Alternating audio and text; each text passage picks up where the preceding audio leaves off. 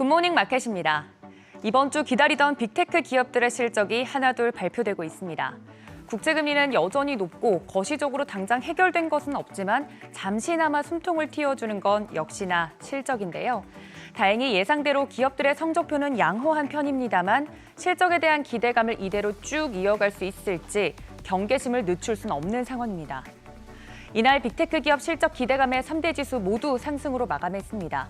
다우지수가 전일 대비 0.62%, S&P 500 지수도 0.73% 상승했고요. 역시나 기술주 중심의 나스닥 지수가 가장 큰 폭으로 올랐습니다. 0.93% 오르면서 3대 지수 모두 상승으로 마감했습니다. 모든 지수가 이날 V자 모양 그리면서 상승에 성공을 했습니다.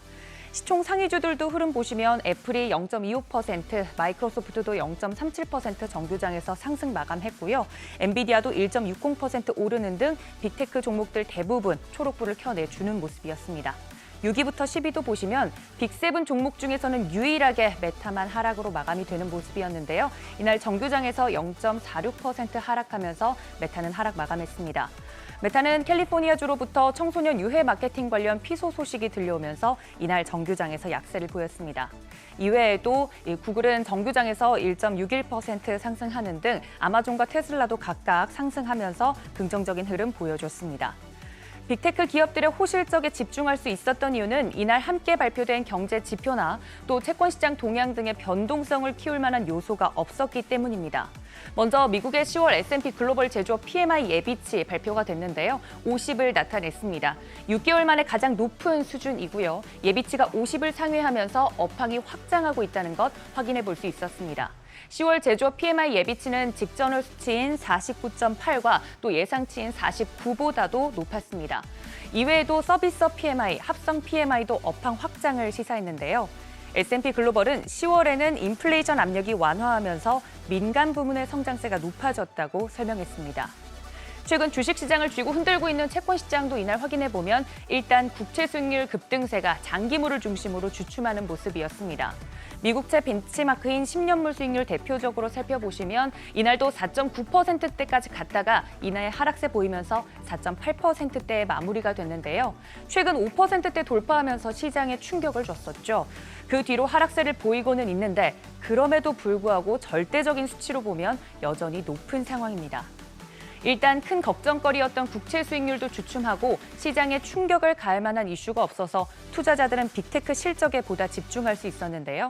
이날 역시나 가장 큰 주목을 받았던 기업은 장 마감 후에 실적을 발표한 마이크로소프트와 구글의 알파벳입니다. 차례대로 살펴보면 마이크로소프트는 이익이 약 27% 증가했습니다. 매출은 565억 2천만 달러로 시장의 전망치인 545억 달러를 크게 웃돌았습니다. 주당 순이익도 2.95달러로 전망치였던 2.65달러를 상회했습니다. 특히 마이크로소프트의 이 클라우드 서비스 사업인 애저가 전분기 대비 수익이 증가하면서 효자 역할을 톡톡히 해냈습니다. 마이크로소프트의 주가는 올해까지 약 38% 상승했고 같은 기간 S&P 500 지수는 11% 상승했는데요. 실적 발표 후 시간 외에서 4%대 급등을 보이는 모습 연출하고 있습니다. 구글의 모회사인 알파벳도 보시면 매출이 766억 9천만 달러 나왔고요. 주당 순이익은 1.55달러를 기록했습니다.